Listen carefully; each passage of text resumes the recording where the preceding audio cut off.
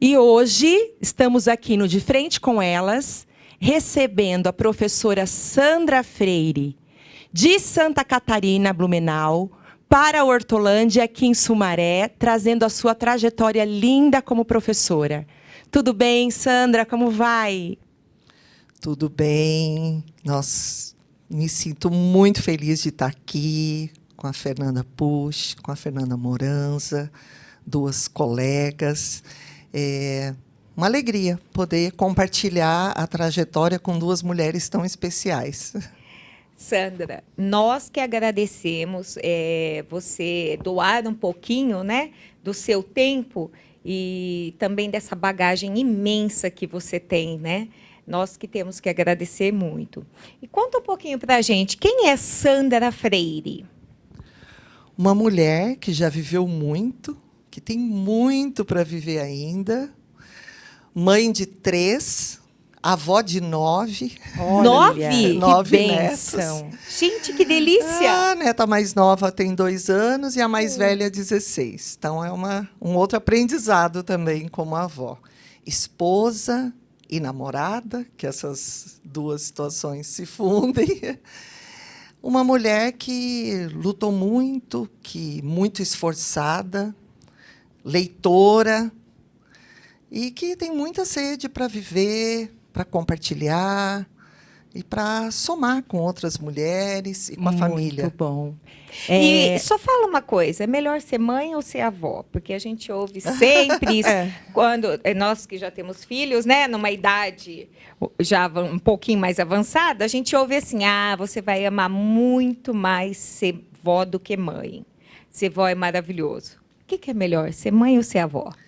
São duas experiências bem diferentes. Eu vibrei muito com o fato de ser mãe, curti cada momento. Não sou dessas mães que olham os filhos com nostalgia, do tipo, ai, que saudade do meu filho pequeno. Não, eu curti cada momento, quando eles eram bebês, quando cresceram, adolescentes. E agora já estão adultos, né? Então, tenho uma filha com 42 anos, um filho com 41 e outra com 39. Eu adoro esse momento também, de ser mãe deles e poder compartilhar, eles já adultos. E amo ser avó também.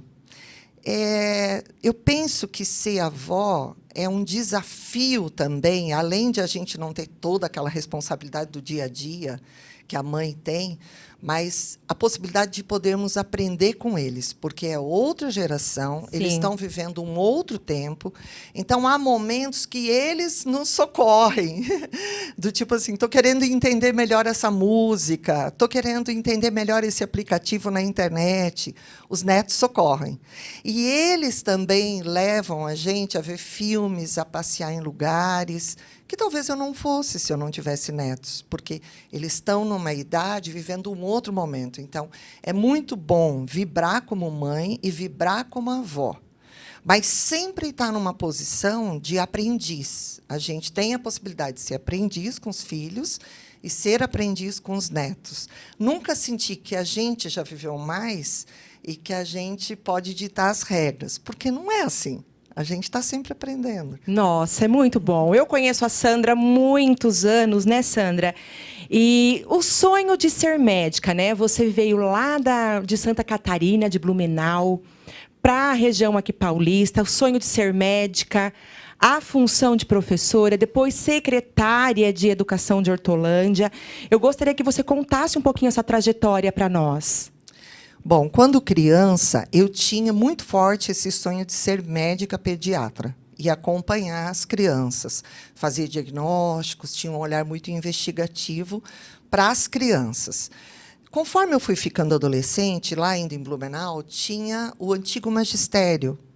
E era um curso que estava mais próximo da minha realidade naquele momento, e eu já fui me matricular, fiz o ensino médio no magistério e me encantei e percebi que, diferente de ser médica, eu teria a possibilidade, como professora, de ficar os 200 dias letivos com as crianças, como médica, eu teria um momento, uma consulta. Eu não teria, talvez, um acompanhamento tão grande.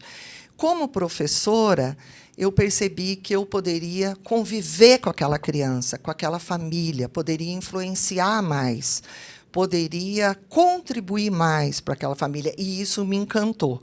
E aquele olhar investigativo, diagnóstico, que a gente, como professor, tem que ter, porque a gente tem 20, 30 alunos, a gente tem que olhar para cada um deles como um ser único. Conhecer a história dele, como ele está aprendendo, por que ele, em muitos momentos, não está aprendendo.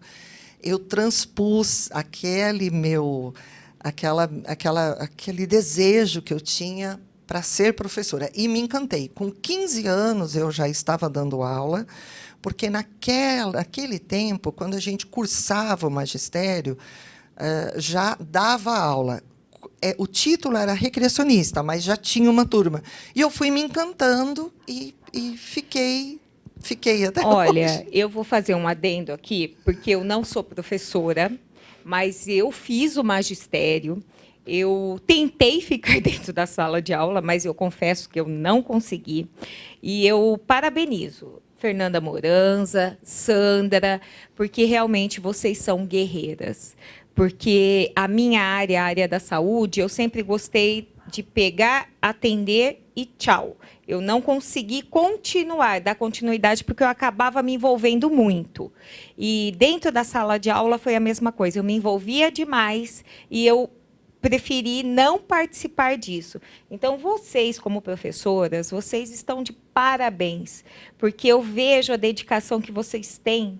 Gente, não é para qualquer um. E é um interessante, sacerdócio. né, Fer? Porque às vezes a Fernanda até me chama atenção. Você não está dando aula. Porque ser professor está tão dentro da gente que, às vezes, conversando, fazendo alguma atividade, você está dando aula, você está explicando, Tudo. Você entendeu o que eu estou querendo dizer? A gente repete várias vezes. Eu, às vezes, comento com o meu marido que a gente, às vezes, repete aquela síndrome que ficou. Ainda mais para quem trabalhou com crianças de educação infantil ou primeiro ano, que sempre foi... Explica muitas vezes. Então, a gente fica com esse vício. Esses dias, olha que coisa engraçada. A gente tinha que fazer uma pergunta assim, sim ou não. Ela virou e começou. Conta a história que tem por trás disso tudo. E não sei o que. Eu falei, Fernanda, isso aqui não é uma aula. Porque está enraizado. A gente quer garantir que o espectador ou quem está, né, ali do outro lado está entendendo o que eu estou querendo dizer, né? Mas muito lindo. Muito interessante mesmo. Sandra, agora eu vou fazer vou ter que abrir mais uma exceção, porque nós conversamos com telespectadores e nós tivemos uma pergunta que nós selecionamos de uma telespectadora e a gente vai pedir para colocar para que você responda, porque eu achei muito importante isso. O pessoal te conhece, tá famosa, hein? Pode soltar, bom, gente. fiquei sabendo que você vai estar no podcast de frente com elas. O que a gente pode esperar da educação? A minha filha tem 4 anos e estuda numa escola pública. O que a gente pode esperar? Que pergunta interessante. Em tempos de mudança, né? Em tempos que a escola, quando nós estudamos, era um espaço de transmissão da informação. Hoje, nós já temos a informação na palma da mão, né? Então, a escola, eu vejo e sentia dando aula, que é um grande espaço de convivência.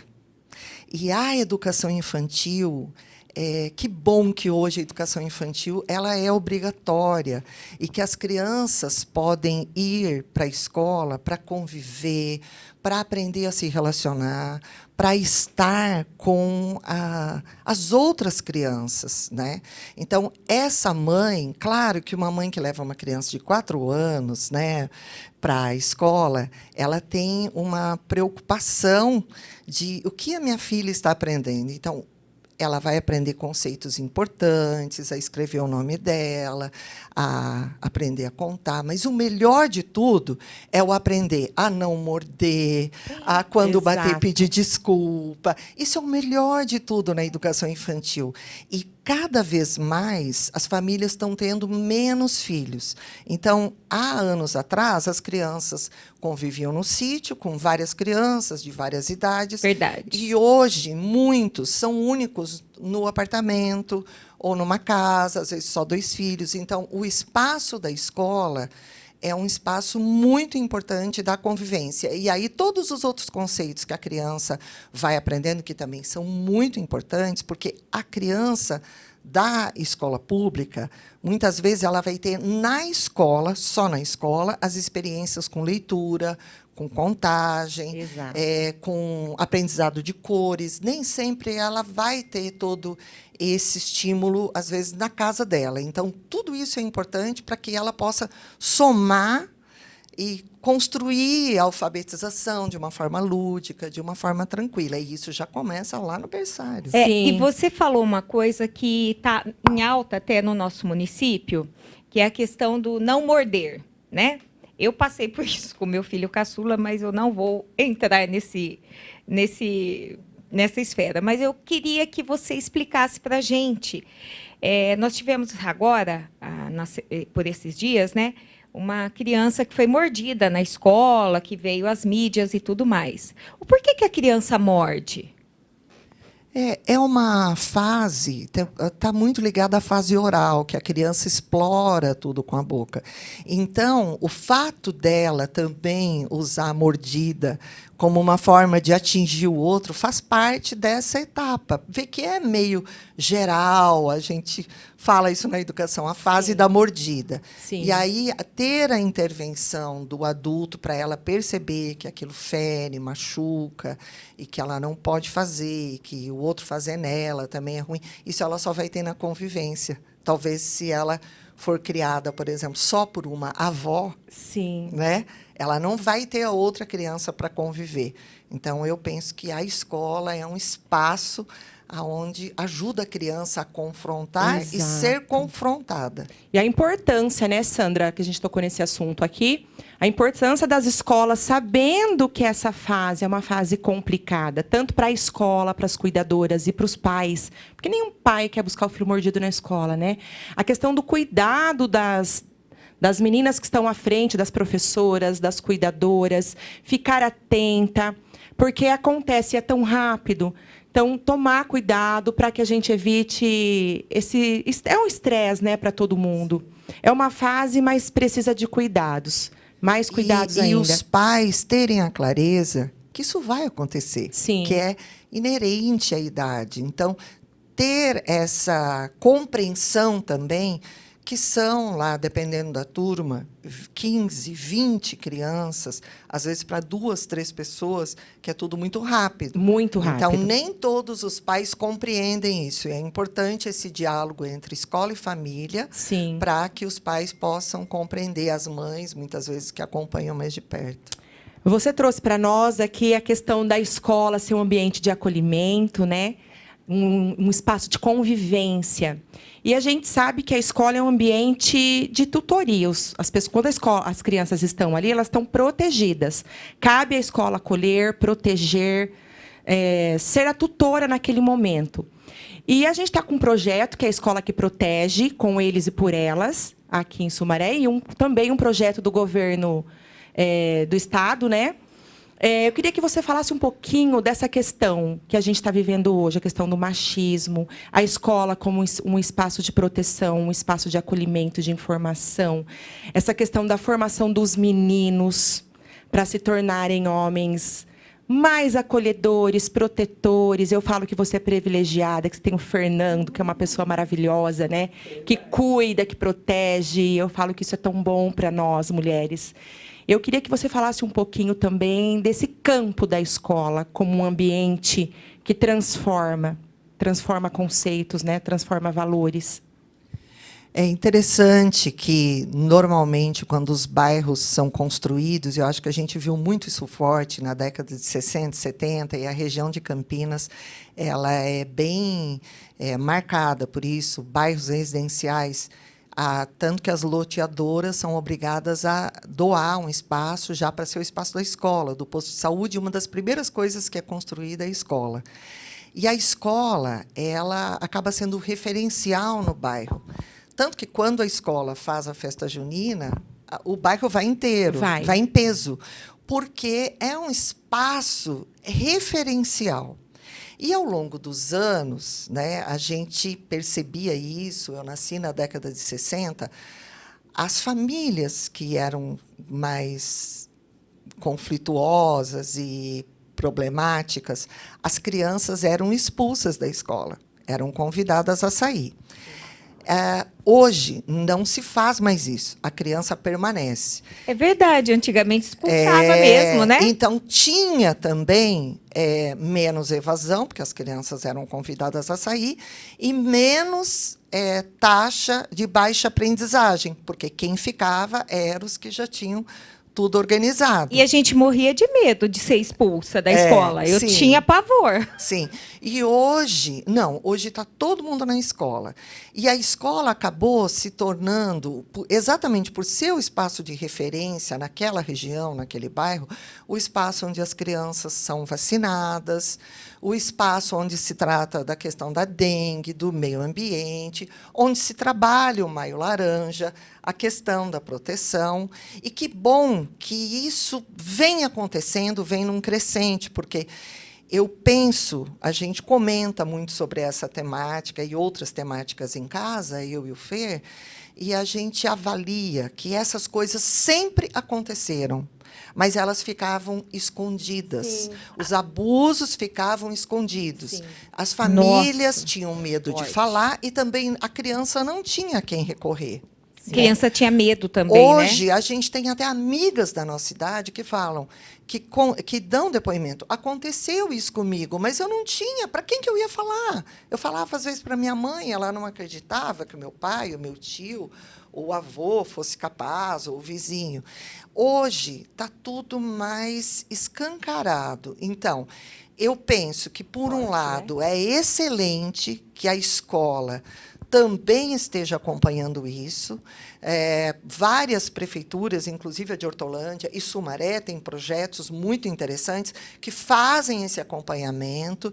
Tem um grupo de escutativa, com a presença de advogados, psicólogos, educadores. Isso tudo é muito bom, né? Então, acho que isso ajuda a canalizar melhor as coisas para que elas sejam resolvidas, para que elas sejam acompanhadas. Desafiador, né? Vamos combinar que é desafiador. Porque agora você falando isso, realmente, isso remete lá atrás, né? Eu sempre tive muita intimidade com os meus pais, eu tinha toda a liberdade de falar tudo, e eu falava mesmo, sem dó, mas eu conheço N amigas que não tinham coragem. E eu achava muito estranho. Eu falava, mas por que você não conta para sua mãe? Por que você não conta? Imagina, se eu contar, eu vou apanhar. Então, é realmente desafiador, né? Porque a própria menina se sentia culpada da situação, né? Sim. Agora, se por um lado a escola está assumindo tantos papéis, a gente tem o outro lado dessa moeda. Os professores também estão sobrecarregados, porque eles acabam de resolver, por exemplo, uma exposição da escola e já tem a campanha de vacinação no outro dia. Sim. Então, são muitas coisas que o professor, a gestão escolar, acabou assumindo. Então, eu penso que a gestão escolar e o grupo de professores tinha que ser fortalecido também. Sim. O próprio espaço escolar, que assumiu tantas coisas, acho que a gente vai falar um pouquinho depois da educação integral, sim, ele continua o mesmo da década de 60, exato, quando eu fui para a escola, e que a gente ficava só 4 horas na escola. Então, assumiu tantos papéis, mas não evoluiu no espaço e no próprio time que está acompanhando isso. E você concorda na educação em tempo integral? Você acha que isso é válido? A criança chegar de manhã e ir embora só no fim da tarde? Eu acho muito positivo. A Europa e os Estados Unidos já tinham, desde que eu me conheço por professora, um turno que entravam às 7, 8 da manhã e saíam às 4 da tarde. Aí eu acho que é um horário legal. Quando eu assumi, um tempo eu fui secretária de Educação e Acho Cultura que por a Fer 6 vai falar um anos. pouquinho sobre E isso. a tarefa era exatamente ter uma professora à frente do esporte e a cultura para, junto com a educação, organizar a educação integral. E, na época, a gente conseguiu um projeto que era o Mais Cultura do governo federal e que a gente trouxe para o horário oposto as aulas de dança, as aulas de violão, todas as aulas que envolviam esporte e cultura, a parceria com o Segundo Tempo, na época, para otimizar a educação integral naquela época em Hortolândia.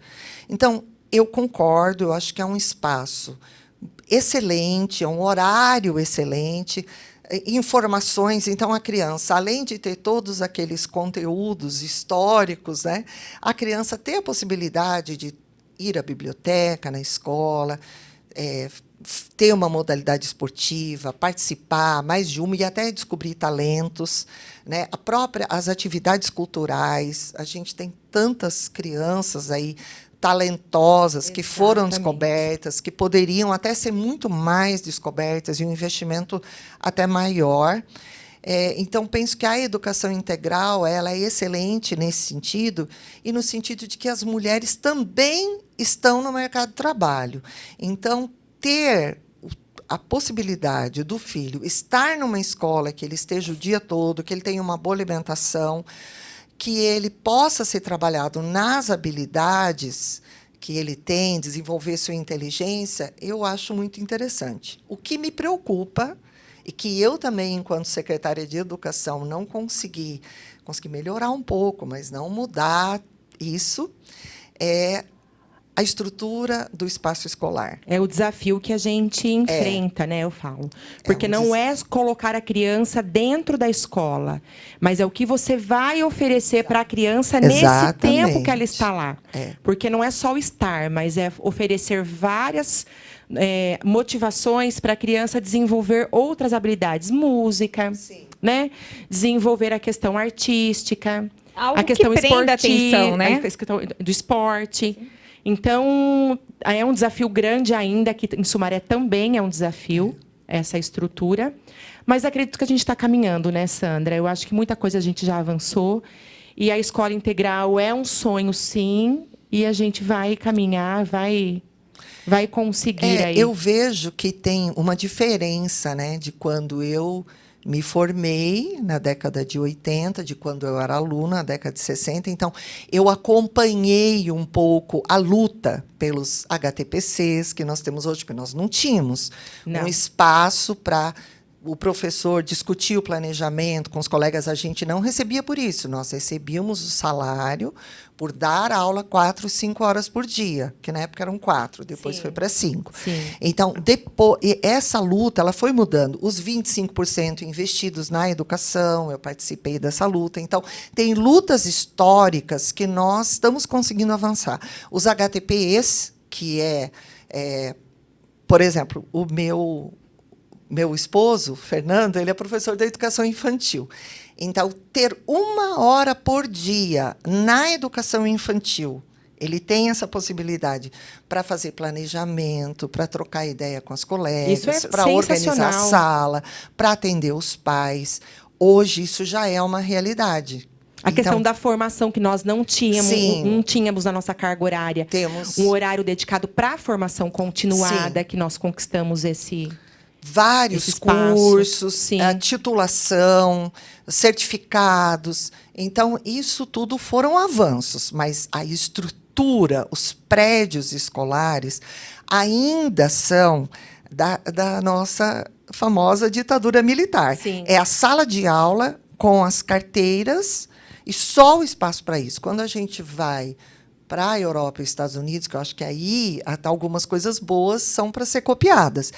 Tem a sala de aula, mas tem o canto da leitura na sala de aula, tem o espaço com um tapete para que as crianças possam sentar em roda, mesmo os maiores, e conversar. Tem uma pia para trabalhar com tinta. Então, acho que isso ainda, no Brasil, de uma maneira geral, falta. Que a sala de aula seja um espaço de experiências, mais diversificado. Ou que, se a sala de aula não puder ser, que cada escola tenha o seu espaço multidisciplinar. Sim. Né? O espaço onde a criança vai conviver mais com as outras crianças e vai participar de várias outras atividades. Isso ainda falta. Mas é que são muitos desafios, né? A Muitos população desafios. crescendo, ainda mais nas nossas cidades da RMC, que são cidades em franco crescimento. Então, a gente tem que ir resolvendo as coisas, tipo, arrumando o avião enquanto ele está voando, mas ele está quebrado. E a gente vai andando. assim mesmo. E vamos. E os professores, eu falo que os professores são guerreiros, né? O professor tem uma habilidade criativa tão maravilhosa, porque se falta, ele cria. Não é? Se falta, ele busca. Aliás, eu tenho certeza, com todo o tempo que eu dei aula e os cargos de gestão que eu tive, a educação se mantém por causa dos professores. Com certeza. Os eu tenho professores, certeza os disso. educadores que criam, que muitas vezes compram até material do bolso, inventam, reinventam, aproveitam o material que tem, a possibilidade. Porque eu falo que a sala de aula é muito mágica, porque você se envolve afetivamente, você se envolve emocionalmente com cada história que está ali dentro. Então, acho que é por isso que o professor ele nunca vai deixar a peteca cair. Ele vira um referencial para a família. Exatamente. O que o professor falou, está falado. Exatamente. É o que a gente vai falar agora sobre inspiração, né? A importância do professor como um líder, mas também como agente de inspiração para essas crianças. E nós também, enquanto seres humanos, como pessoas hoje, você aos 60 e poucos anos, eu aos quase 50, e a gente vai se constituindo de acordo com essas inspirações que a gente vai tendo ao longo da vida. Quem que foi a sua maior inspiração, Sandra, nessa sua história toda? Eu tenho algumas maiores inspirações.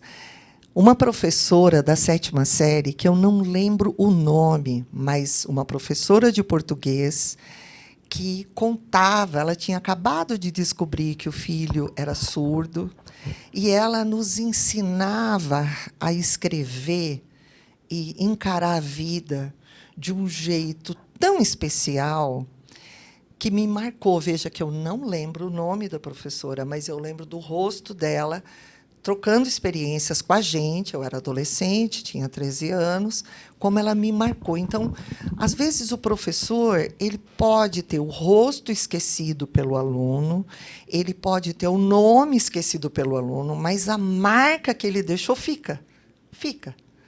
Então, essa foi uma professora de todos os que eu tive vários, mas que me marcou muito.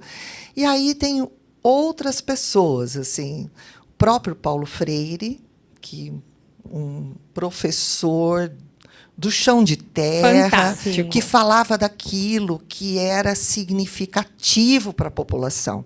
Por que eu vou ensinar um adulto, um idoso, a escrever Vovó Viu a Uva, se ele está construindo casa, se ele está trabalhando com telha, tijolo e cimento, se ele está plantando tomate, né? Então, eu acho que essa visão daquilo que é significativo para mim é o mais marcante do Paulo Freire. O professor, como um ser político, que não precisa ser partidário, Sim. mas que a forma, se ele chega na sala de aula olhando o aluno de cima para baixo, ele tem uma visão política. Que Sim. ele é autoridade, que ele sabe mais, que ele vem de uma classe mais favorecida. Se ele chega na sala de aula compreendendo que aquele é um espaço acolhedor e que as famílias podem ser envolvidas e que aquela criança, independente da situação que ela esteja, ela tem um potencial a ser desenvolvido, esse professor também tem um posicionamento político. Veja que não é partido, é Sim. um posicionamento de acreditar no ser humano. E isso tem a ver com política, porque a gente está valorizando pessoas.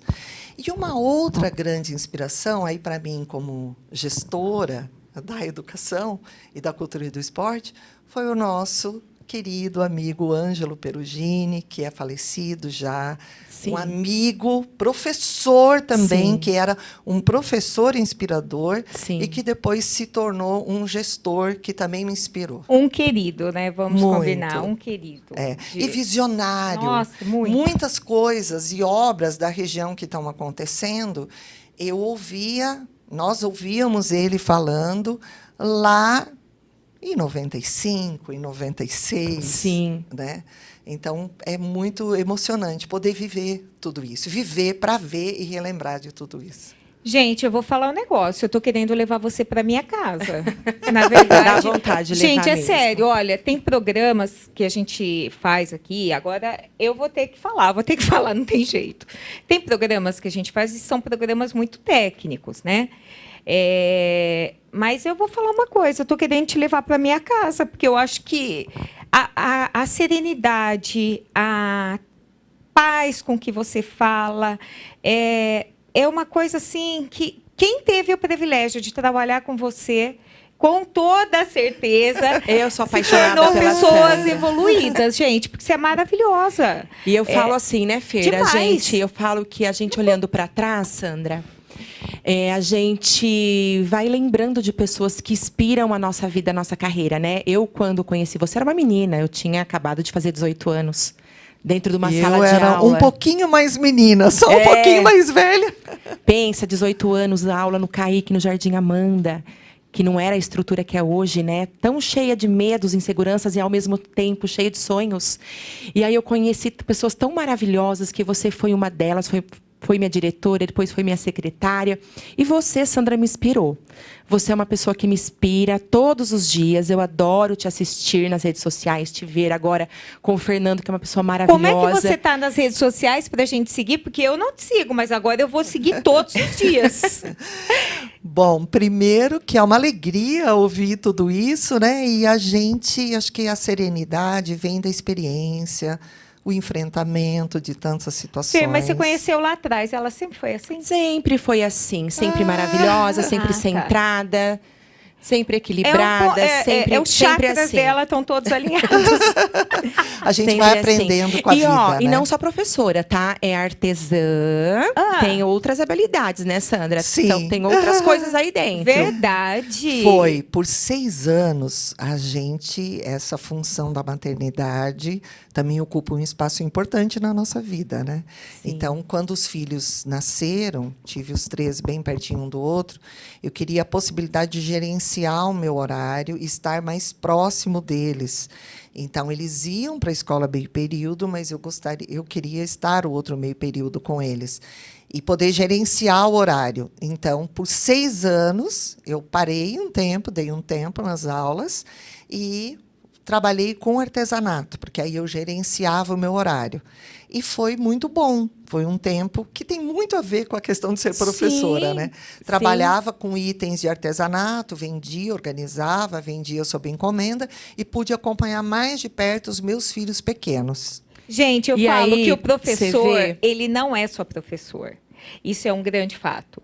A professora é mãe, é amiga, é confidente, médica, é psicóloga, médica, é artista, psicóloga, é a palhaça, artista, tudo. É a palhaça. Gente, vocês são fantásticas. É. Vocês, professoras, olha, qualquer E aí, ser Fer? humano tem que pôr tapete vermelho para vocês. Eu quero fazer uma pergunta para a Sandra, que a gente gosta de refletir muito essa frase, né? A mulher, ela pode estar aonde ela quiser? A gente sabe que, na prática, muitas vezes isso é complicado. Queria que você falasse um pouquinho. A mulher, ela pode estar aonde ela quiser? Bom, eu vou falar 2 aspectos dessa situação. Um, que eu já fui secretária um tempo, que eu era a única secretária mulher. E, na época, os outros todos eram homens. E eu, na época, fiz um levantamento Em que na ano foi isso? prefeitura. Lá, acho que era 2005, se eu não me engano. Foi por um tempo, eu era a única secretária mulher. E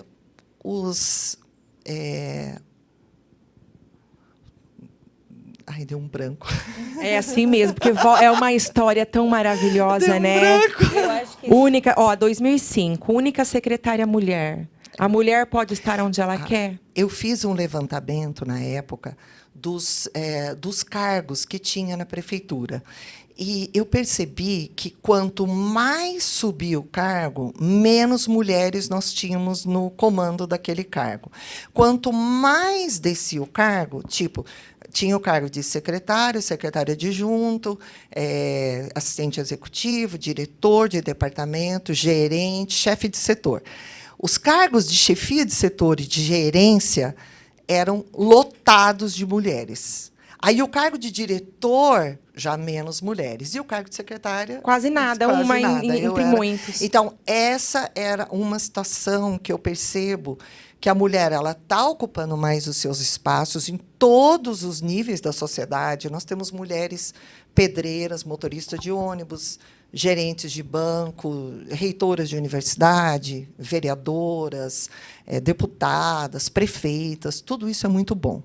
Mas eu tenho feito uma reflexão que a mulher pode estar aonde ela quiser pela sua capacidade, sendo mulher, as mulheres são muito esforçadas, as mulheres são as que mais estudam e tudo. Mas quando a gente lê O Quarto de Despejo, da Carolina Maria de Jesus, a gente faz uma outra reflexão.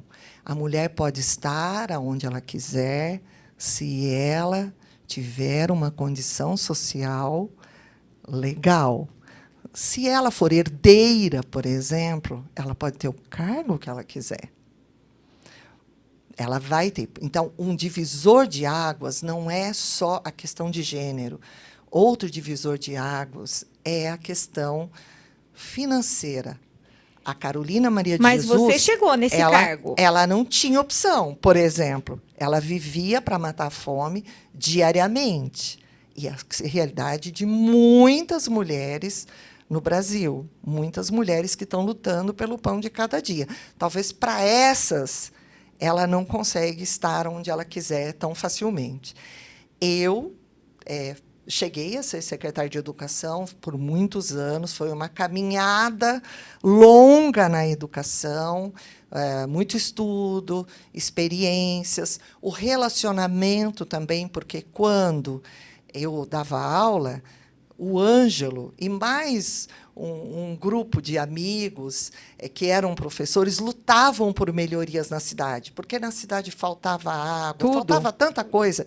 E eu me juntei com esse grupo. E nessa luta de juntar pelo grupo por mais escolas, porque nós ainda tínhamos 4.000 crianças que estudavam em Campinas, em Montemor, em Sumaré, porque não tinha escola suficiente em Hortolândia. Foi daí que surgiu o resultado dessa luta. Engajada nessa luta, o Ângelo se tornou prefeito e depois eu vim a ser secretária de Educação. Então, foi uma caminhada, mas concorda que não é tão fácil. Não é tão fácil. E não é tão simples. Não é. Então, acho que, de uma maneira geral, falando da massa populacional, tem a questão de gênero, que é um desafio, mas a questão financeira, aonde a criança nasce, porque nós temos crianças que, em determinados bairros, que o sonho daquela menina, há uns anos atrás, era ser cobradora de ônibus. Hoje, nós não temos mais nem o cobrador de ônibus. Sim. Né?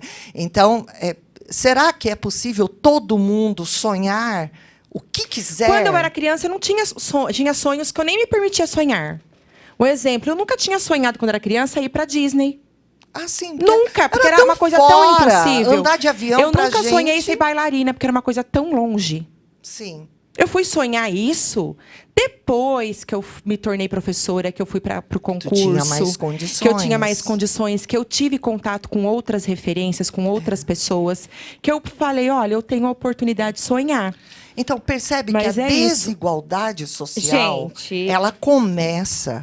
a desigualdade lá. Então, o que vai, falando das mulheres, o que vai também determinar os sonhos das meninas e das adolescentes tem a ver também com a realidade que ela vive. Então, a escola é um ponto libertador também, que pode dar essa possibilidade. É que eu sempre fui a ovelha negra psicodélica.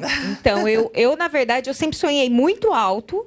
Mesmo não estando lá, eu sempre sonhei muito alto e eu quis chegar. Aqui a Fer teve uma outra estrutura de infância, teve uma outra situação financeira, foi mais privilegiada, né? Então, teve a oportunidade de sonhar diferente, mas é bem isso mesmo. Envolve a questão social. Sim, então, a menina que tem uma condição que está com 10 anos e vai para a Disney, por exemplo, ela já sabe, na nossa época, andar eu nem de avião sonhava, era uma imagina, coisa nunca. quase Difícil. impossível. Nunca, Impossível. nunca. Né? Gente, já estamos no momento de encerrar, né? Por conta do momento aí dos minutos. E o que a gente quer trazer aqui com esse podcast hoje é que a mulher, ela vai precisar caminhar um pouquinho mais. É um pouquinho mais sofrido para ela, mas precisamos ocupar espaços. Precisamos lutar e ir à frente, saber que somos capazes. E que a educação, ela transforma, ela liberta, ela acolhe. E é isso, Sandra. Eu quero agradecer imensamente. Foi maravilhoso, até estendemos aqui. O horário foi perfeito. Obrigada. E ficamos aqui com mais um programa De Frente com Elas. Check.